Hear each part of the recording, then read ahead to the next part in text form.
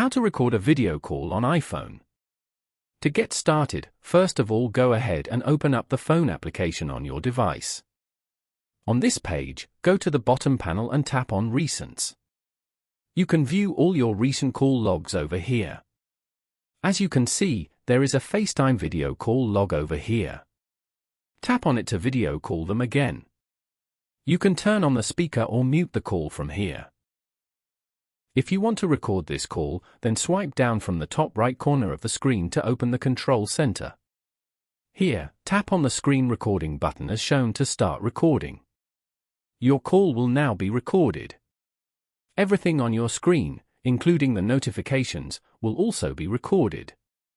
Tap on the end button to end the call. You can now go back and stop the recording. Following these steps, you can easily record a video call on iPhone. Thank you for watching.